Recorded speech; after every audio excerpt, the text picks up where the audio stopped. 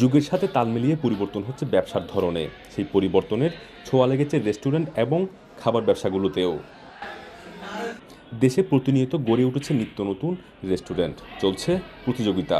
এরই সাথে তাল মিলিয়ে প্রবাসী ও বাংলাদেশিরা গড়ে তুলছেন একের পর এক রেস্টুরেন্ট। যে আমাদের কাস্টমার সার্ভিস বলেন, সবকিছু আমরা ইন্টারন্যাশনাল লেভেল মেনটেন করে আমরা এখানে করেছি। আসলে আমরা যখন জিপসন ডেকোরটা করে আমরা এটার সাথে প্রোফাইল লাইট ইউজ করছি, আমরা ভিন্নতর স্পটলাইট ইউজ করছি, আমরা এটার জন্য স্যান্ডিলান তেরাইয়া ইউজ করছি, আমরা ওয়াল ক্ল্যাডিং ইউজ করছি, আমরা আর্টিফিশিয়াল ট্রি ইউজ করছি, এবং কি আমরা আর্টিফিশিয়াল ভাবে আমাদের সোফাগুলো আমরা ম্যানুফ্যাকচার করছি।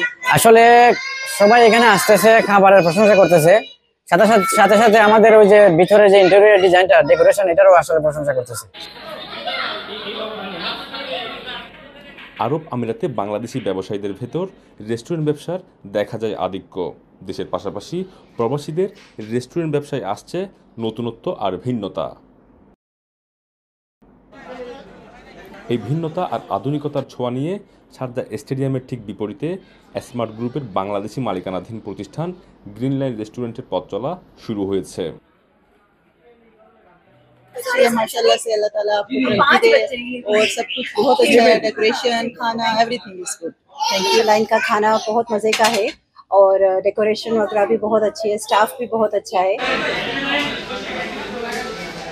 উদ্বোধনের সময় উপস্থিত ছিলেন ব্যবস্থাপনা পরিচালক সাইফুল ইসলাম, পরিচালক ইমরান হোসেন ফয়সাল সহ মালিক পক্ষের মধ্যে ইয়াসিন মুস্তাক, বশির আহমেদ, শামীম মিয়া এবং আনোয়ার হোসেন।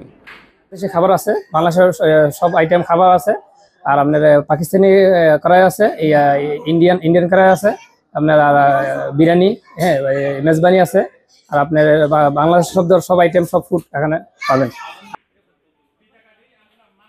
রেস্টুরেন্টটির পরতে পরতে রয়েছে ভিন্নতা। দেশের পাশাপাশি সকল দেশের নাগরিকদের কথা মাথায় রেখে কর্তৃপক্ষ রেস্তোরাঁটি সুসজ্জিত করেছেন। এখন দেখতেছি যে বহুত পরিবর্তন হয়েছে, আগের মতো না। এখন ভিতরে ডেকোরেশন, লাইটিং সবকিছু মানে উন্নত মানের এখন হইতেছে। এটা বাংলাদেশ রেস্টুরেন্টের মতো রাখতেছে না। हेलो, मैं नेपाल से हूँ और मेरे साथ में जो है वो इंडिया से हैं और हमारे रेस्टोरेंट का ओनर बंगाली है।